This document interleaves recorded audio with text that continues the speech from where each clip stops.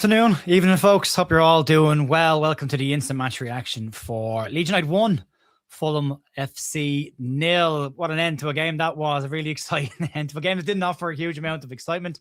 We'll get to all of your comments in the second half of the video. If you are listening on the audio platforms, if you could give us a star rating for the channel, stick a comment on your platform as well. We're available on iTunes, Spotify, and right across the board on all the different audio platforms and on YouTube. If you are watching, if you're not subscribed, consider subscribing. Contrary to some opinions, I don't care if I'm right about everything. You can make your own decisions. Big changes made today. Lots of talking points for Leeds. The team sheet. Goalkeeper changed. Carl Darlow came in. Very, very good game for Carl Darlow. One little moment, but outside of that, pretty steady game for him as well. Both keepers not overly tested today. But a really weird game. A game that where I felt personally, you can let me know what you think yourselves in the comments, but personally I felt the teams kind of maybe cancelled each other out a little bit. It was quite an edgy game. Nobody really wanted to overcommit until the last couple of minutes, but Leeds have done enough, and given the way the results have gone today, bearing in mind that, West Ham have nicked a late winner, Callum Wilson, of all players who's supposed to be leaving the club, it gets a late winner for West Ham United. It was a good job that Leeds did get the win in the end, and it keeps that gap above West Ham as it was, but also it's one less game. It's another match down. It's another opportunity for Leeds. So 25 points for Leeds now, 4 points ahead of Nottingham Forest, who play Arsenal this evening. And it's a nice, 17 points to them. So we stay the same gap. Burnley had a draw against Liverpool. But funnily enough now, we're only a point behind Bournemouth, who've yet to play. And we're only 2 points behind Tottenham Hotspur, who are dropping like a rock. You would imagine that Thomas Frank will lose his job tonight at Tottenham, given the way that they go about things. But from a Leeds perspective, we did enough to get the job done. I wouldn't say it was a classic game of football. It definitely hasn't had the excitement of previous weeks. But I love a clean sheet. Absolutely love a clean sheet. And it's a clean sheet at home, and it's another 3 points at home, and it keeps Leeds moving. Just that one defeat against Newcastle now in the last 8 games, I think it is, that Leeds have been on this run. So it's been really, really good. There's lots of talking points in today's game, and we will go through it. But as an overview of the game, I don't think there was a huge amount between the two sides. It ebbed and flowed a lot. They had moments of decent possession without creating a huge amount of chances. We had moments of decent possession without creating a huge amount of chances. We had lots of half chances. We had lots of moments where maybe the decision making was questionable at the very last minute. Gabby Goodmunson being one example of that. The chances we did get were relatively easy saves for the keeper, straight at him, or decent enough areas to save. Set pieces weren't great today, and we missed Jakob Bial's height in the attacking areas, and along with Anton Stach. Anton Stach, I think we saw exactly what he brings to Leeds United. I thought he was missed in the middle of the park today. We just didn't have the same flow that we normally have when Stach is in there. But a good performance right across the board. Nobody made any major mistakes.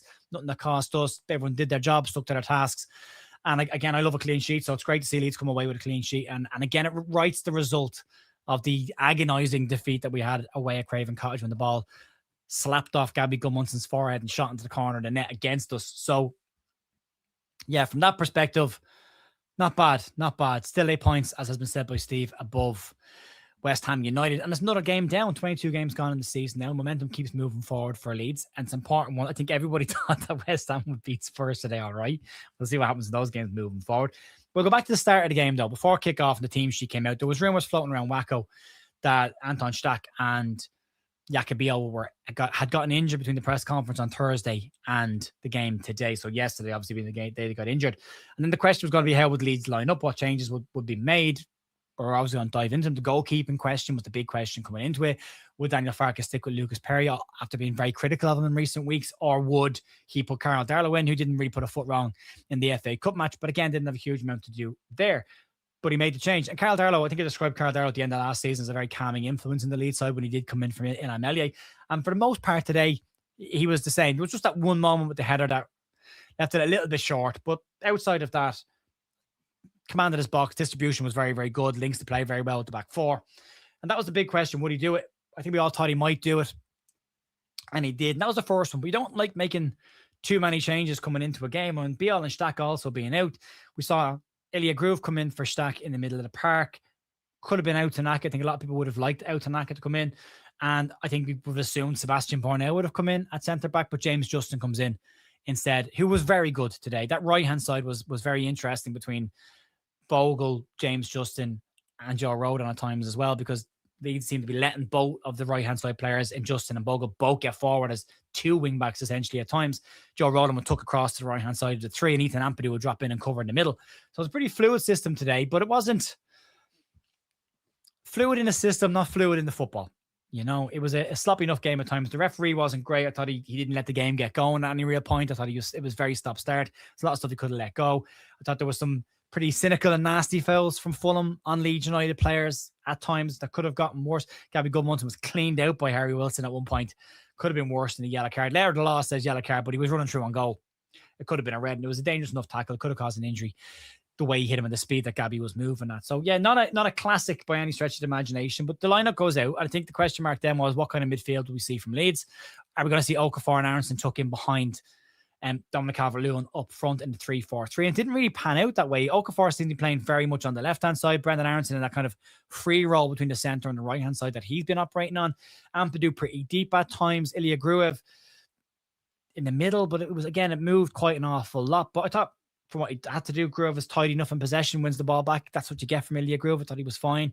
Had a decent enough game. Ethan Ampadu cleaned up very, very well, covered very well at centre-back, got forward when he needed as well. And a hell of a cross, by the way, from Ethan Ampadu. Of all the players to pop up on the right-hand side of the penalty area in the 91st minute of the game to put a ball in, Ethan Ampadu, of all of them, he's been given SofaScore's match. By the way, these ratings, just to clarify for anyone who does wonder about these ones, these come directly from SofaScore. They're not my match ratings. My match ratings will be over on our Instagram page, which is the Leeds View on Instagram, and they're coming from our Finalysis accounts, which will be up in the next half an hour or so. They'll be out there if you want to check them out. But yeah, overall, decent performance. Two very different halves. I thought that Fulham were going to go for it. They made the changes earlier. Looked like they were going to be the side to have a go. They looked a bit fresher after they made the initial changes. Leeds were slow enough to make the changes, but it was that kind of a game where it's like, well, do you upset the balance too much? There's not a huge amount in it. If you get it wrong, you could lose this. A point is still a decent result. I'm glad they didn't settle for the point and they went for it. Willie Nunto comes on at the 80th minute. I thought, that's it. Now we're going to go more attacking, and Willie heads off to the right, the right wing back position. And then when we did see Tanaka and Mecha come on, and Mecha goes out on that right wing, or that left wing position, left hand side, which I don't like seeing him over there. And I'm much happier seeing him when he plays up front through the middle. But he scores a goal, and that's all that matters today. He had another chance as well. We'll go through all the bits and pieces and the chances, but from an overview perspective, there wasn't a huge amount to talk about. I mean, as making notes for games goes, the first half I made very few. There wasn't a huge amount that happened. And the second half, there was chances, but not a huge amount in the game. So very little to talk about from that perspective. Fulham looked very average. We managed to keep Harry Wilson quiet. He had 10 G&A coming into this game in his last 12 games. The narrative was written for Harry Wilson to score the winner today. He didn't. He didn't get much out of Gabby Goodmunson at all. Very good defensive performance from Gabby Goodmunson as well. But yeah, we'll go through the individual performances as well. We'll go through the kind of top standout moments of the game. We'll break it down. But yeah, as an overview, solid performance from Leeds. Didn't give anything major away at the back. Thought the change of centre halves they all did well. Joe Rodham very good in the middle there. Sebastian Bourne, when he comes in at the very end, wins a very important head at the very end of the game as well. James Justin at that right centre back position was very, very good. But yeah, we'll go through the individual players in a couple of minutes. But we'll go through what kind of happened, I suppose, the breakdown of the game. In the first half, there just wasn't an awful lot. I think the talking points for me from the first point, where it was a slow enough game of football from both sides. Both teams seemed to want to play the same way. Slow build up, and then if we can't go forward, we'll turn around and go back to our goalkeeper. And both sides were kind of doing that, and then eventually you'll get knocked along up the park. Dominic Calvert-Lewin didn't have the most successful day at winning his flick-ons today. Well, the first half. Second half, towards the back end of it, he started to get an awful lot more off of their centre half, whose name is now to escape me. I'll get his name there because that'll annoy me. We've been talking about all day. Anderson, good centre half. Yeah, didn't get an awful lot, but towards the end of it, he started to win a couple. But there was a few chances. It took a lot to get the game going. The first chance was in the 7th minute. It was a Fulham chance. The corner came in, and Jimenez gets to the ball first, but it's off his shoulder, luckily enough for us, and went just wide. But first 10 minutes, we started well, and then we kind of went out of it a little bit, and Fulham got a hold of it. And then the 19th minute, we got a chance. It was a very bizarre situation when the goalkeeper, Leno, who had a shaky enough game. There was moments in that game where I thought, put Boston on top of him and get on top of him. He wasn't doing great. But he throws the ball out and he leaves it really short towards Robinson. And Ilya Gruev, of all players, is the one getting across and tries to get a quick shot away. Robinson does enough to put him off and it goes wide.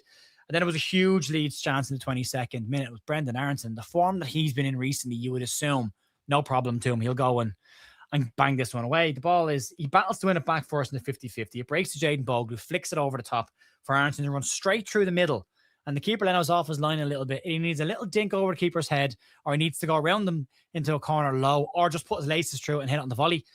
And he kind of gets stuck between all three of them and side foots the ball around and over the keeper's head, over the crossbar. It was a massive chance for Leeds, and one that he really should have scored, but he was still a good game. He was still very busy today.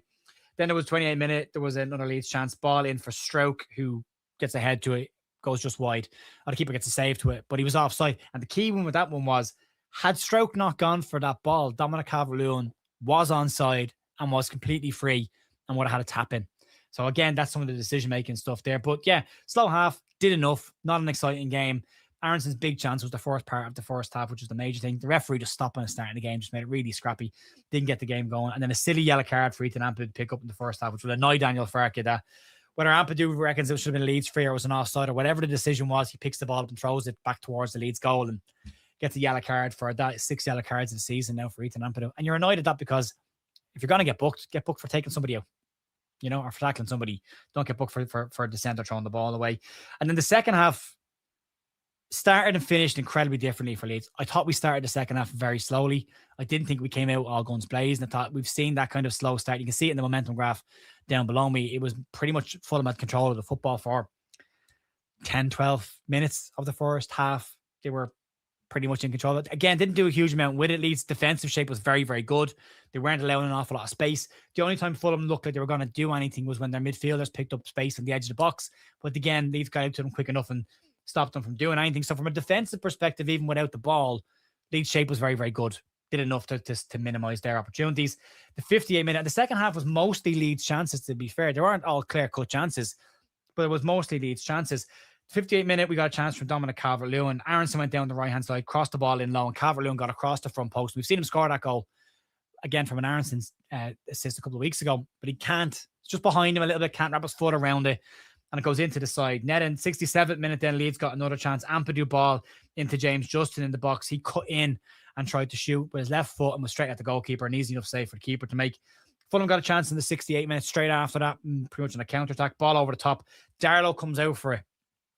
And it kind of bounces, I think he got caught by the bounce. It doesn't come up high enough for him. And he goes to put his head through it, doesn't put enough on it, and it drops to Smith Rowe, who tries to put it over his head, makes a mess of it. I think himself and Kevin got in each other's way in that situation. The ball ends up going out of play. We got away with that one. But the only foot that Carol Darlow put wrong in the entire game, outside of that, fine game. 79th minute, Leeds got a chance. Dominic Calvert-Lewin, again with the chance. Ball over the top to Willie Gnonto. He turns, sets it back for Calvert-Lewin, is running onto it and tries to side foot the ball into the corner, but it's pretty straight and it's an easy enough shot for the keeper to save. 88 minute, Leeds again are building again, starting to get a couple of chances. James Justin cross a corner at this stage, and Lucas Metzger does really well to get across the front post, gets a head to it. It's just above the angle of the post and crossbar, and it catches the corner of the net. And then the goal comes in the 92nd minute, or 91 plus 30 seconds, whatever it was. And it's a ball forward.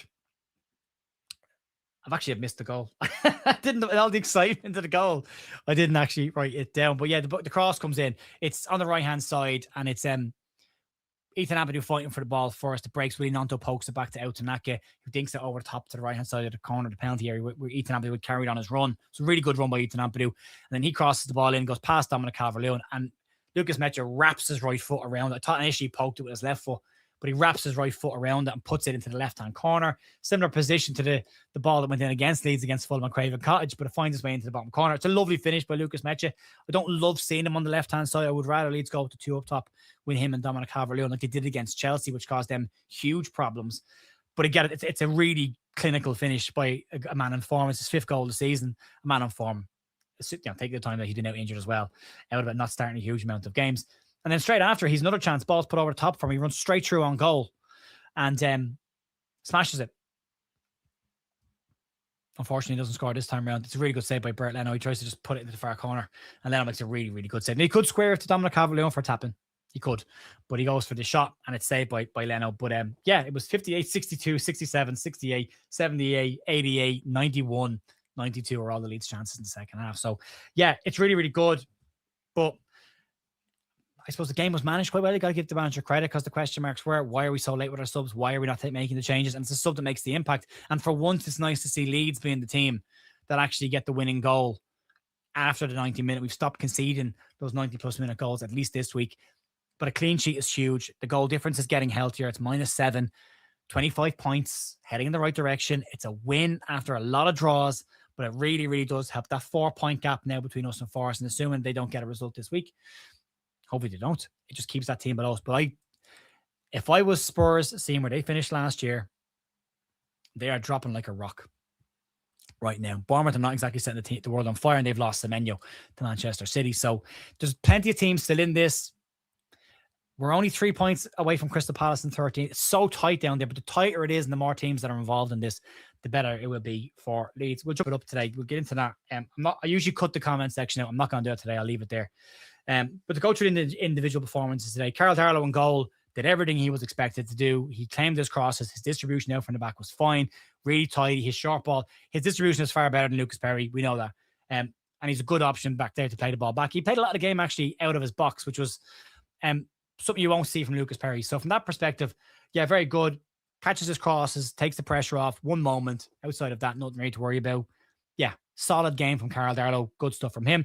The 3 defenders, James Justin, excellent. Thought he was excellent today at that right centre back position. Joe Rodon, as I've said far too often, my favourite player in the Leeds United side. I thought he was fine again.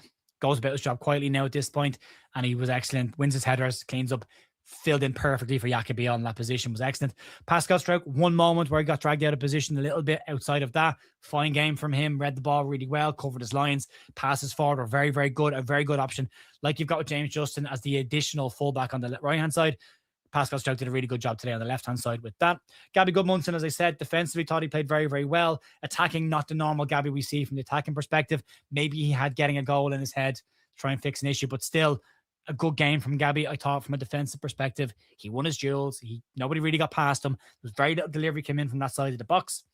So job done. Ilya Grove, we've talked about him at length now, so we can just say that. Good game from Ilya Grove. Does what he have to. Ethan Ampadu, very good game from him again today. Keeps the ball moving. I don't like when he does it slowly. It frustrates me. But when he is moving the ball quickly, and today he was on it. He was very, very good. And he gets an assist, and it's great for him as well. A goal and assist this season in the Premier League for Ethan Ampadu. Brendan Aronson, another really good game from him today. Hard work, gets across the pitch, covers the lines, good defensively, getting back in, makes himself awkward to play against, wins the ball back. Really good game from him. Calvert-Lewin didn't win a huge amount of headers going forward, but when they were into his chest, he held the ball up well, came back at times as well. Second half, much better. But again, the supply was probably better into him in the second half as well. Unlucky not to get a goal, but a good performance by DCL as well. Okafor, we've all said it, need to get more from him. I don't think he did a huge amount wrong. A couple of trash shots over the crossbar, a couple of decent crosses, but nobody on the end of them. But you want more. You want him driving at teams and getting into the penalty area and getting shots away. So, yeah, question marks there. But, yeah, the one to probably look at. But if you go through the rest of the side, I'll get to the subs so I don't miss out on any of them. Willie Gnonto came on, started off on the left-hand side, goes over to the right wing-back position then. Didn't do anything wrong. Tried to get a shot away at one point. Decent enough. Tanaka, tidy on the ball. Keeps it moving. A more attack-minded option. Mecha gets his goal. The positioning is questionable. We'll talk about that. But yeah, gets his goal. Could have had two. Did well. And Sebastian Borneo came on very, very late. Won a couple of headers. Took the pressure off Leeds. Fine. All good. No game for Lucas Perry, Sam Byram, Longstaff, winning update, and Joe Pirro today. So yeah, still ground to cover. We'll talk about the Strand Larson stuff over the course of the rest of the week. I'm sure it'll come up again. David Ornstein on the Athletic said that Leeds have made an official approach, but it might be no more than an approach. Graham Smith says, feels like this one could be one to watch. From a financial perspective, if Leeds can amortize a fee over a couple of years, they can absolutely afford to do it. We'll have to see what they do. But yeah, good win for Leeds. Keeps us where we are. Keeps the gap to West Ham the same. Puts a bit of pressure. Drags a couple more teams into it as well. One more game down. We keep moving. A good win for Leeds. And you wanted that with the games that are coming up. We're up against next. We've got Everton away, then Arsenal at home and Nottingham Forest at home. Everton and Forest are the two games you want to be looking at. If we can get something away at Everton, anything against Arsenal will be a bonus. I would love to beat Mikel Arteta. And if we can shrink the technical area, that will be fantastic. And then Nottingham Forest at home is a huge game. And it's a game Leeds need to go and win. And that will be the one if we see the real turnaround in our form after how poor we were against them at the City Ground. So that's going to be the big one for me. And that will definitely give us a bit of a buffer then. At the moment, there's 4 points between us and Bournemouth ahead of us. We can drag them back in. It's 1 point between us and Forest directly below us. and we still have the 8-point gap to West Ham United, which is good. It's important, and we'll see how we get on. Folks, massive thank you, as always, for joining me today. You can check us out on Monday morning for the news. There will be a Sunday session tomorrow, which will be available on all the audio podcast networks, and the video will be available for everybody on YouTube, for our members on YouTube, but the audio will be available for free for everyone, and you can follow us on Spotify, iTunes, and all the other audio platforms. Massive thanks for joining me today. If you can stick a like on the video on your way out, that'd be hugely appreciated. And outside of that, good job. Well done, Leeds. Good job by Daniel Farke today. Good job by the players. 1-0 win. Love it. Leeds United move on, and we'll enjoy this one for the rest of the weekend. I'll talk to you later on. See you. Bye.